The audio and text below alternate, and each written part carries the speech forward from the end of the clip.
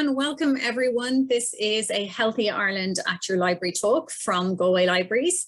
Today we have with us Finian Murray, Senior Health Promotion Officer for Men's Health with the Health Service Executive. And he's going to talk to us specifically about men's health. What are the main concerns? What are the areas that men are maybe not as good at taking care of? And ways in which you can make simple steps to improve your health. So welcome, Finian.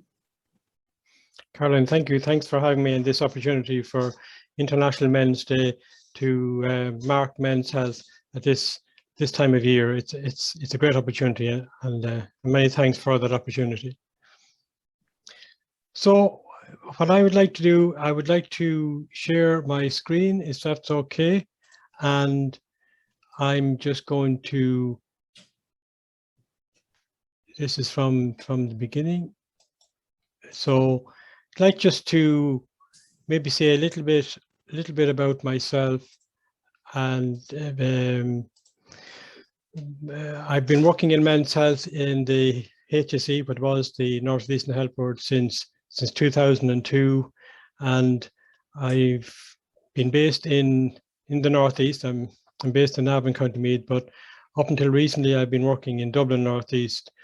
And when the CHO areas started, I was asked to go national because I do a lot of work on some of the national programs around men's health. I'll say something about those in a few minutes. But what I'd like just to maybe begin with is just to, give an overview as to why we need to focus on men and men's health in the first place. And this is a great opportunity for International Men's Day to actually do that. So I'd like to begin by men's health. From our point of view, from the research point of view, we can break it into two distinct areas. The first one is what we call popular men's health, and these are the magazines, you've seen them in the newsagents and so on, and it's very much a type of men's health that's out there. It's about getting your six-pack, it's about looking healthy, looking fit and so on, but it's not really the concern that we have in the HSE, because it's more about looking healthy than actually being healthy in the more practical sense. So, and there are a few things that that we are concerned about with it. For example, that Men's Health magazine, it typically depicts the idealized version of the masculine form, with men's health having a clear but very narrow connotation with men's physical and sexual prowess and attractiveness to the opposite or the same sex. So it's very much about looking healthy and being attractive, and it also colludes with what we call the stereotype, that men are tough and stoic and invulnerable and resilient. So it's not really the men's health that we're really concerned about. And some of the reasons for it, of course, is that it would also include men who self-medicate through the internet. Men might get their steroids and stuff through the internet, or even something like Viagra. But the problem with that is, of course, that those men would miss out on having their underlying problems diagnosed, and they're also open to very dangerous drugs coming in from the internet. So there's some of the reasons why we don't really put that much emphasis on men's health. The next part of men's health is what we call men's health and inequalities. And the way I'm going to unpack this part of the webinar is through a quiz, a men's health quiz. So the first question on the quiz, and maybe Caroline, you might give me a hand with the answers. The first part is: men die on average 4 to 5 years younger than women do. Do you think that's true or false? I'd say true. That is true, yes. You can see there that if you look at the life expectancy numbers in recent times, and this comes from a new report called Men's Health and Numbers, which was brought out by the Men's Health Forum in Ireland. And we can see there that the average life expectancy for men at the moment would be about 80.5 years, but that compares to 84.3 for women. So roughly around the 4-year gap. But the good news is that we are living longer, and also that gap is narrowing. You can see there in 2007, you can see there from 2007, the life expectancy on average for Irish men was 77.3 years, and it was 82.1 for women. So we've gained a number of years over those 10 years roughly, which is good news.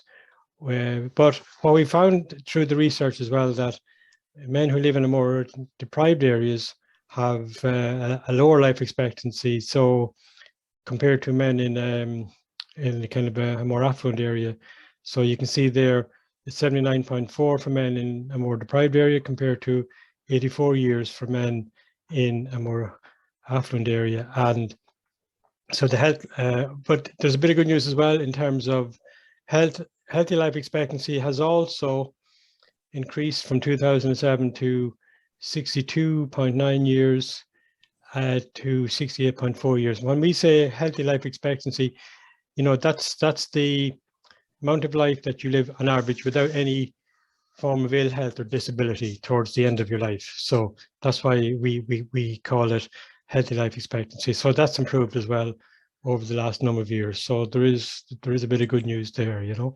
Now, not everybody is chuffed by this piece of research. There's one character there, he says, no pleasure is worth giving up for the sake of 2 more years in a nursing home. But the basically overall we find that men's health is improving, the life expectancy is improving, and so on. So the next part of the quiz then is, what are men dying from? And the statement is, in Ireland and the UK, nearly half of all men die from heart disease and related conditions like stroke. Do you think that's true or false? I'd say true. That's true. It's actually, it used to be true, believe it or not, but it's false now. And the main reason it's false is because cardiovascular problems are not the main cause of death anymore. You can see from that graph there, the main cause of death are cancers. And now that looks a bit stark when you see it first, but the longer we live, the more likely we are to actually get cancer. So what you can see there from cardiovascular problems, like less men are suffering or dying from cardiovascular problems now than they did in 2009. So we have a huge improvement area in cardiovascular health over the last 10 years, which is great news. Other main cause of death for men would be diseases of the respiratory system. So things like emphysema and things like that are, and they're slightly on the decrease because less men are smoking. So there's a bit of good news there. And then the next main cause of death would be what we call external cause of injury and poisoning. So that would be all sorts of accidents, workplace accidents, car accidents, and deaths by suicide. So that's on the decrease as well over the 10-year between 2009 and 2019. So the good news is the cardiovascular strategy has worked, and less men are dying from cardiovascular disease than they did 10 years ago. But it's still important to remember that 7 out of 8 of us have at least one risk factor for getting a heart attack or a stroke.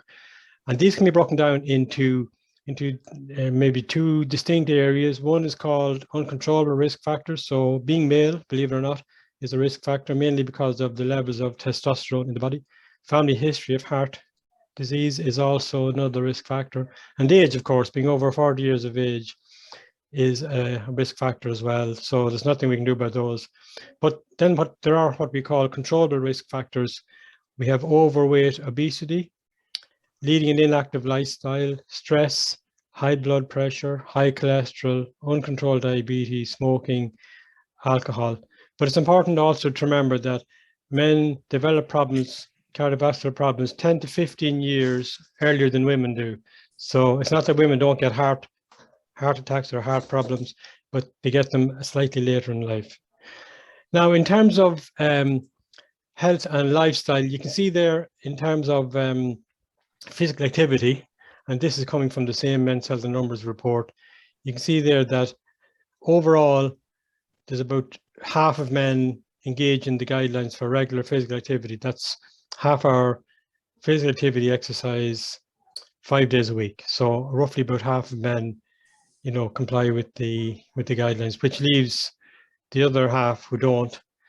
And that increases as men get older. So you can see there from the 45 to 54 age group, that's 53%.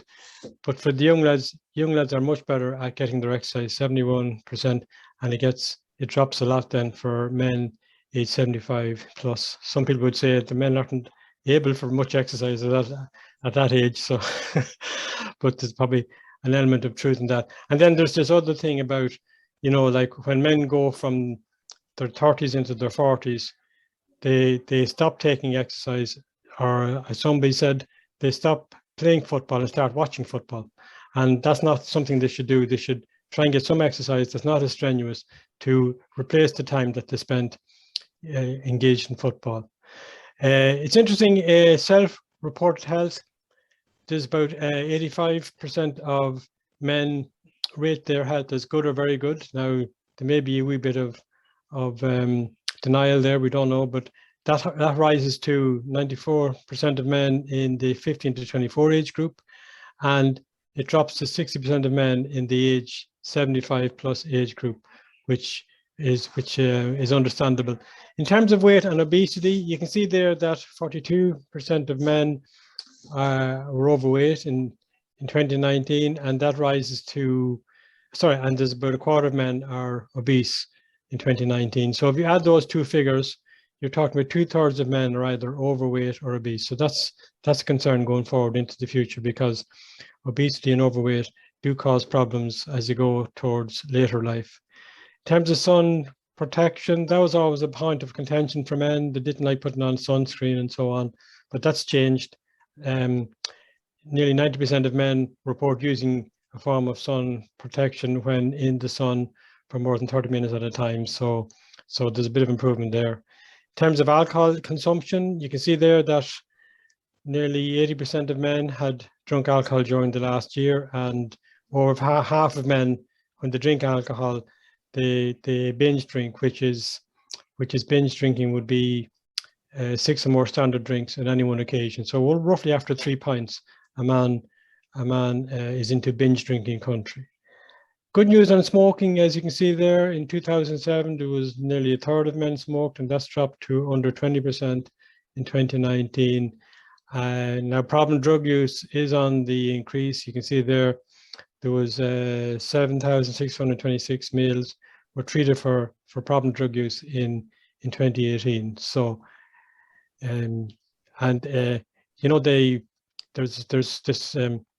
there's this joke about the guy who goes to the doctor and he says, "Doctor, you see, the problem with me is that obesity runs in my family." And the doctor replies, "No, the problem with you is that no one runs in your family." But the health message for safe drinking is enjoy a drink, but always remember less is more. There are safe limits for drinking. For men, it's 17 standard drinks during the week, spread over the week. But also make sure you have days when you have no alcohol. So 70 standard drinks would be about 8 pints during a week. So try and keep your alcohol consumption less than 8 pints over the week. There are times, of course, when you should not drink, when you're driving, using machinery, on medication.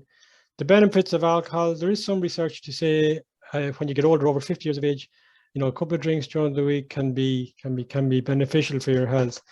But it's not really enough. Like if you're a teetotaler, it's not enough to actually encourage you to actually take alcohol, because the benefits aren't huge. And always remember, ask yourself how much is too much, and just keep in mind that binge drinking is 6 or more standard drinks on any one occasion. So once you go over 3 pints, you're into binge drinking country.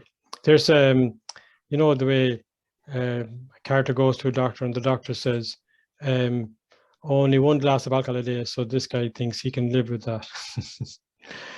Okay, so the next question on the quiz, we're going to go more into kind of urology department, as to say. So almost 15% of men in their 40s have discomfort or pain in passing urine. So do you think that's true or false? True. It is true, yeah. A lot of people think it's false, but it is true, actually, yeah. And it rises to about a quarter of men in their 50s and 40% of men in their 60s. The good news is it's mainly caused by a benign condition called BPH, which is benign prostatic hypertrophy.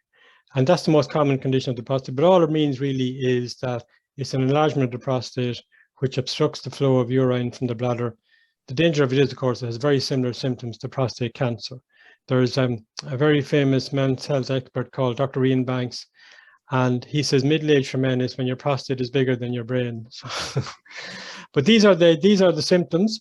The symptoms are, passing, like difficulty passing urine with any kind of pressure, passing urine more often than usual, especially at night, the feeling that you haven't quite emptied your bladder when you pass urine, stopping or starting when passing urine, and blood in the urine or semen. Now, this can be quite rare. If you do have those, if you do have that symptom, those symptoms, you should really get down to a doctor.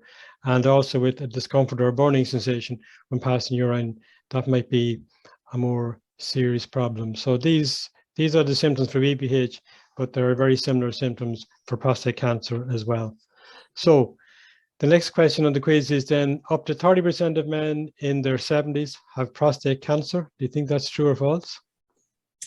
Ooh, that's a tricky one. I'd say false. Yeah, you're correct in saying false. Why do you think it's false? Seems very high. No, would you believe it's false because it's low? Yeah, it's up to 70% of men in their 70s have prostate cancer, but it's important to make the point that more men die with it than from it. If you think of all the other health conditions a man can get in later life, and it's also very much a cancer of older men. You can see there 4 of the 5 men who have it are over the age of 65.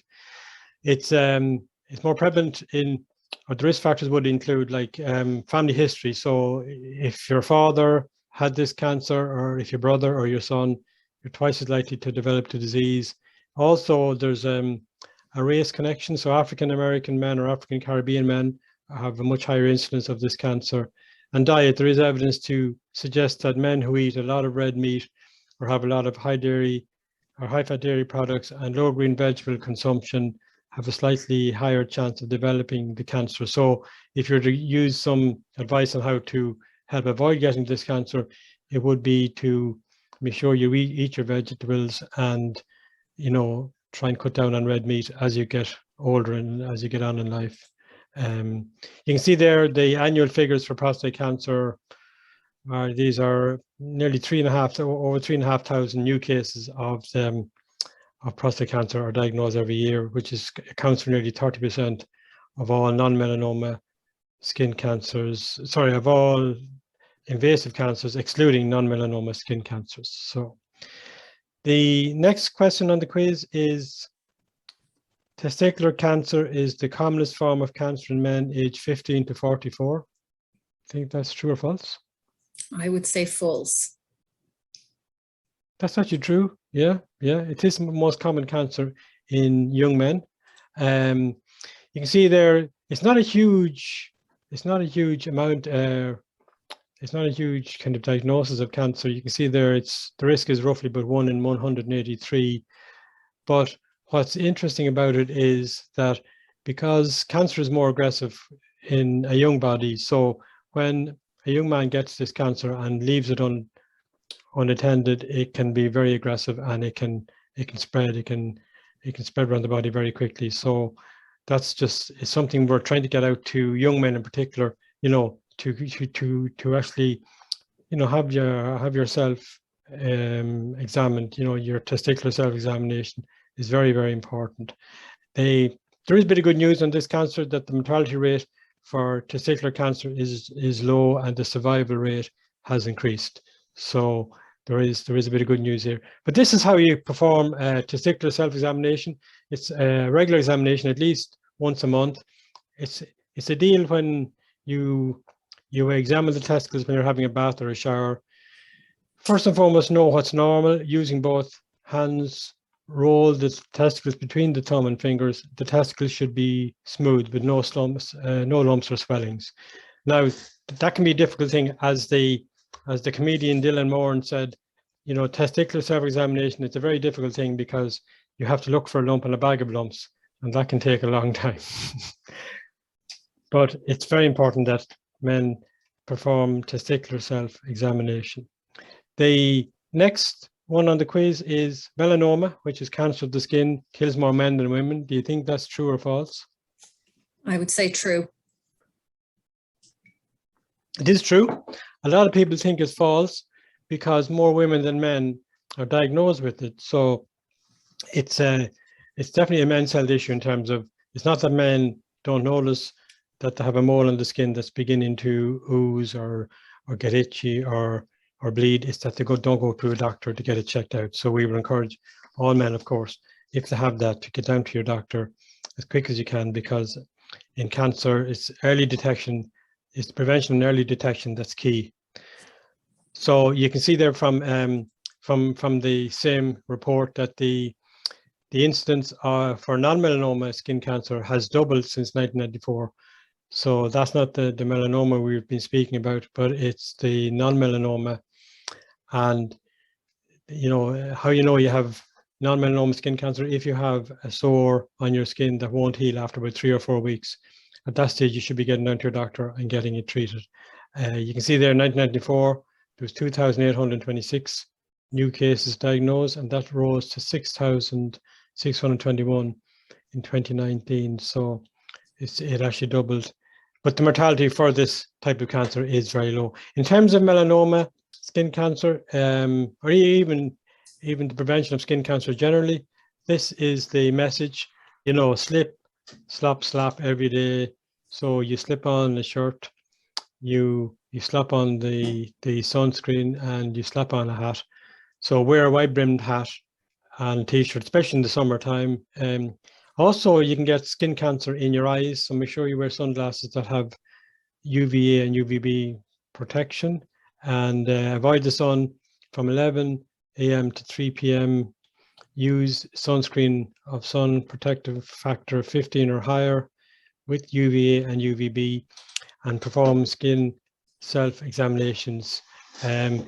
It's interesting, some people don't know the difference between UVA and UVB. UVB, I think an easy way to remember is A is for aging and B is for burning. So A is the UVA ray, is the ultraviolet ray that is there out in the open from morning to night, whereas UVB, that's the burning, that's the burning UV ray that comes out around 11 in the morning and disappears after 3. So in terms of making sure that your skin doesn't burn, you should put on your sunscreen between 11 a.m. and 3 p.m. That's why it's so important to take care of yourself during the day, especially in the summertime.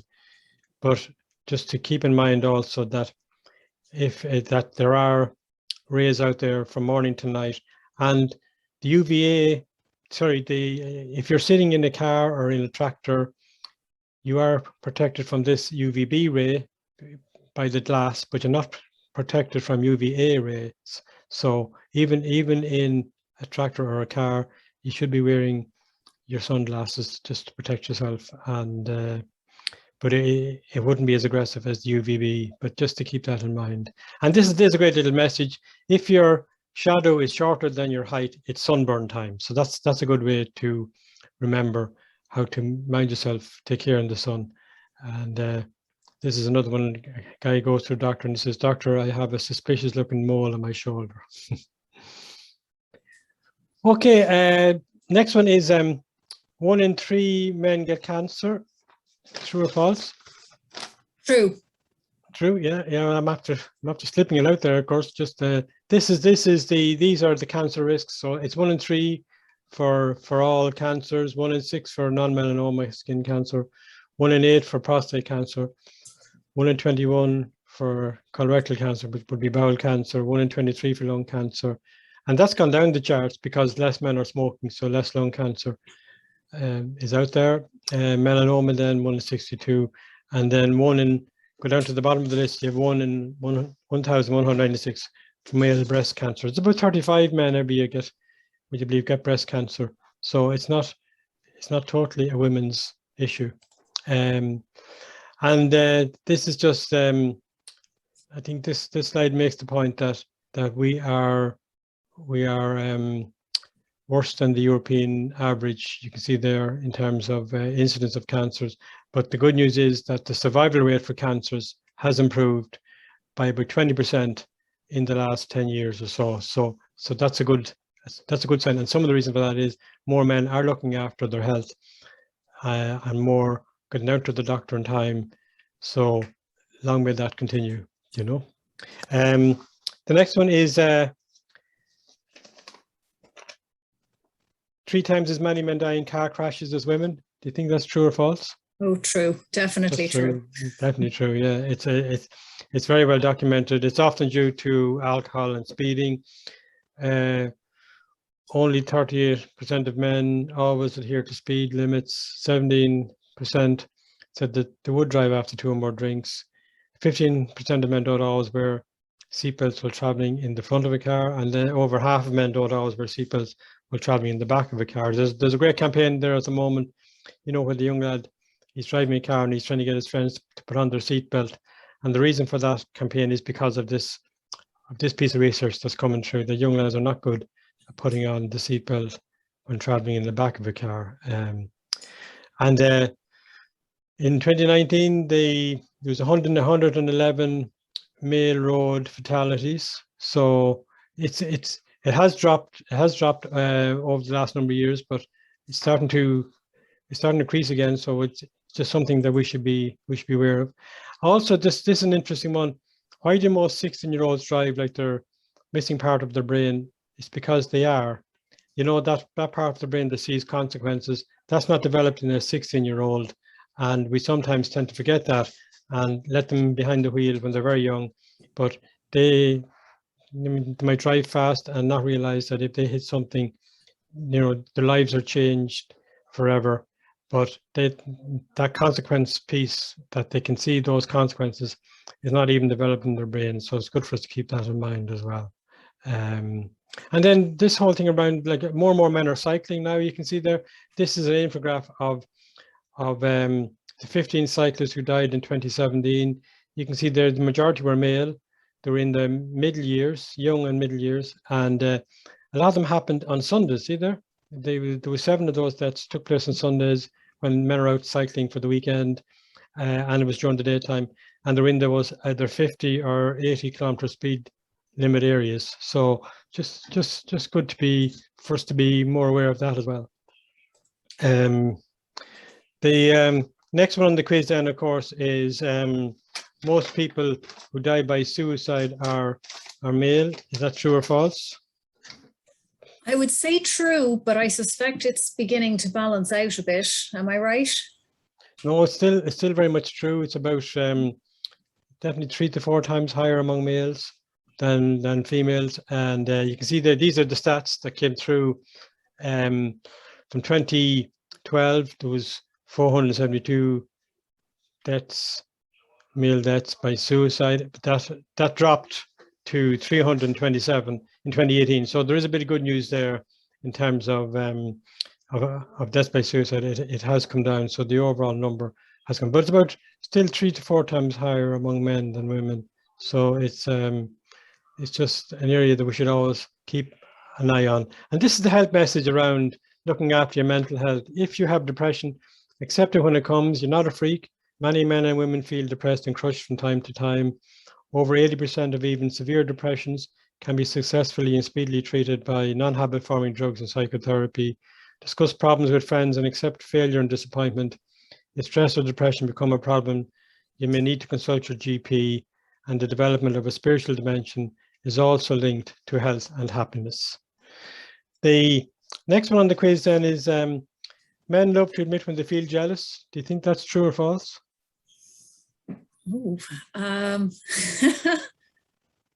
don't know. I actually don't know whether that. Well, it's down here as false anyway. Next one is most men openly discuss their fears. False. False, yeah. And most men tend to have excellent coping skills in dealing with loss, such as a bereavement, a separation, divorce, redundancy, or retirement. False, yeah. I think you got them all in one there, yeah. Men are less likely than women to report concerns relating to a mental or emotional issue. Most men have difficulties coping with loss, and so on. This is some of the cause of this would be stress and anxiety. You can see there, these might be signs that you're suffering from stress, being short-tempered and irritable, overreacting to problems, feeling tired most of the time, changes in eating patterns, poor memory forgetfulness, excessive drinking or drug use, and low self-esteem. And these are ways that you can combat stress. Work it off. Physical activity helps to produce the body's own happy hormones. Get enough sleep to recharge your batteries. Eat a variety of foods, learn to relax and talk about it, or just hang out with friends and family and do something you enjoy. This is a great infographic I came across from the Canadian Men's Health Forum, and they brought out this, why men should talk more about how they're feeling. And you can go through them there. It will help to relieve stress. It helps to break the stigma, it shows strength. It's important to express yourself. It's important to open up and share thoughts. It's important to promote a culture where men feel supported. It can help to improve mood. It's important to communicate how you feel. It can help to reduce anxiety, and it can help others to not be afraid to talk about problems. So that's a nice little infographic from the Canadian Men's Health Forum, just to share as part of the webinar. The next one on the quiz is some 40% of men over the age of 40 suffer from impotence, which is the inability to get and keep an erection to complete intercourse. Would you think that's true or false? True. That's actually true, yeah. And it's mainly, a third of all cases are often due to psychological issues. Viagra, which came out in 1998, was the fastest selling new drug because there was such a market for it. It's important to remember as well, only 10% of men with erection problems seek treatment. It's also very important to find out what's causing the problem, as diabetes and high blood pressure are conditions commonly linked to impotence. So it's just good for the men to realize that it may be an indicator of some underlying problem that they need to get checked out, you know. And next one on the quiz is, men are more likely to get sexually transmitted infections than women. Think that's true or false? I don't know. Well, you actually are right to say that you don't know, because basically men are slightly more likely to get sexually transmitted infections than women are, but some of the reported infections is roughly around 50-50. But you can see there's been an increase, for example, in gonorrhea from 2010 to 2018, and there's also been an increase in HIV during that time as well, you know. So certain infections are more prevalent among men. Syphilis, it would be much higher among men. The message is that you should practice safer sex, because that reduces the chance of getting or passing on an infection. Male to female infection with HIV is more than twice as likely as female to male infection. And of course, the message really is, if you think you have been at risk, contact your GP. The next one on the quiz is, do you think men are more susceptible to COVID-19 than women? Yes, I believe so. Yeah. Men and COVID-19, the research is showing that men are faster at developing serious illness with COVID-19. Men recover slower from the virus and have a higher death rate.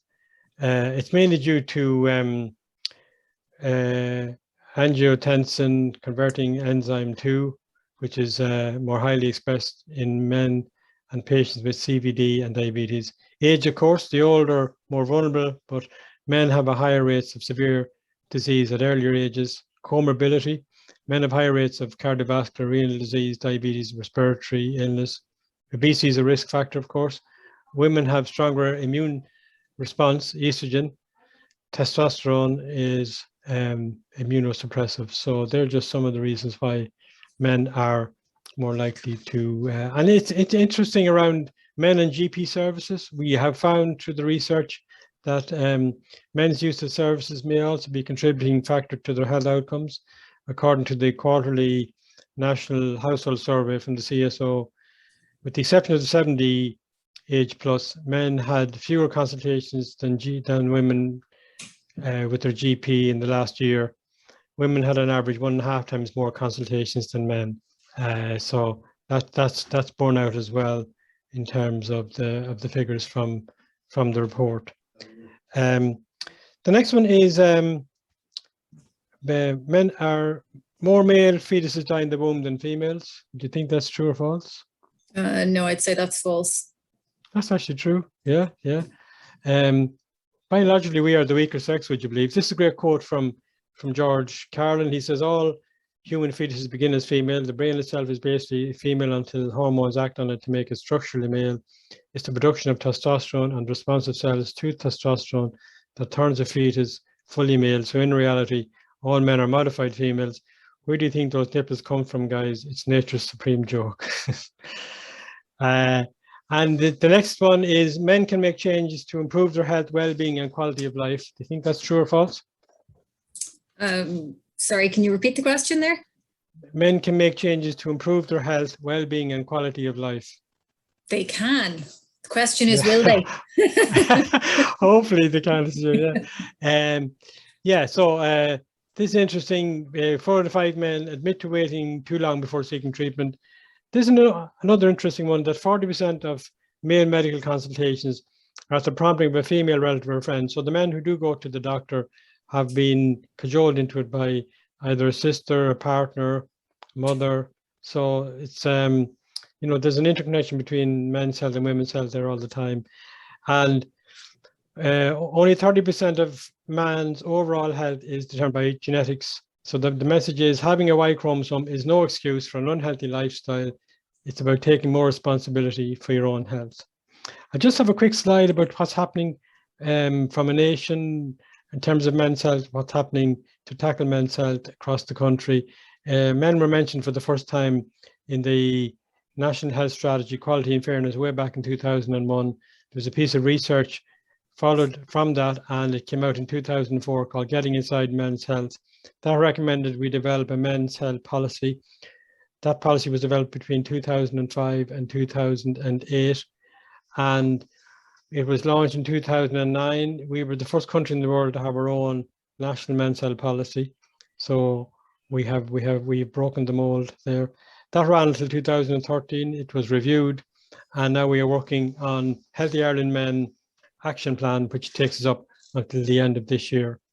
And the definition for men's health from the action plan is any issue that can be seen to impact on men's quality of life, of which there's a need for gender competent response to enable men to achieve optimal health and well-being at both an individual and a population level. So it's not just about the individual.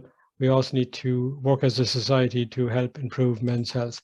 Just to let you know, every year there's the Men's Health Week. It's always the week before Father's Day in June, and it begins on the Monday. We've been celebrating it over the last number of years.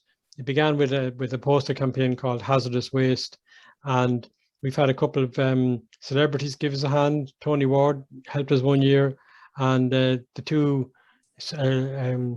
O'Neills, the soccer managers in 2016 when we were both in the Euros and so on. And last year it was about making the connections. It was about trying to recover after COVID and so on. So just keep an eye out for that. It's always just the week before Father's Day in June every year, and Father's Day is the 3rd Sunday of June. A very good website for you to check out in terms of health issues for men is malehealth.ie. It's run by the Irish Men's Sheds Association, and whatever health condition you may have, you can go into the website and get more and more information. And when you go in, they will ask you what age bracket are you in, and they'll show you the main male health issues for that age group. So it's a very good website. I highly recommend it, malehealth.ie. So any health condition you may want more information about or suffering from, you'll get your information there. And then just to finish up, this is a quick slide about the 12 well-being tips for men. And this was developed by Noel Richardson, Dr. Noel Richardson from IT Carlow, who's an expert in men's health. And he was saying, number one, it's okay for men not to feel okay. Sometimes we can put too much pressure on ourselves, but sometimes it's okay not to feel okay. It's okay to ask for help, to accept yourself. Always remember that no man is an island. Get involved if you're involved in the community and so on. That's very good for your health. Also be active, eat a healthy diet, don't turn to the bottle to solve your problems, get enough sleep, make time for yourself, find your mojo, and intimacy. So that was from Noel Richardson in a conversation with Aileen Quinlan, and that was published as far back, would you believe, as 2016. So just it's a nice one to. So that's a quick whistle-stop tour of Men's Health, and hopefully there'll be some good advice for people to pick up on and to make lifestyle changes from some of the recommendations in that presentation. That's great, Finian. Thank you so much for that.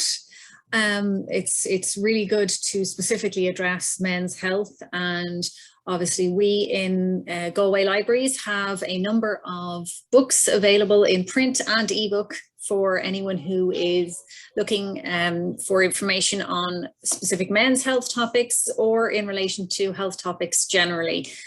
So just drop into your local branch. Remember also that if you are looking for any materials, you can request items from any branch in Ireland and have them delivered to your local library for you to access.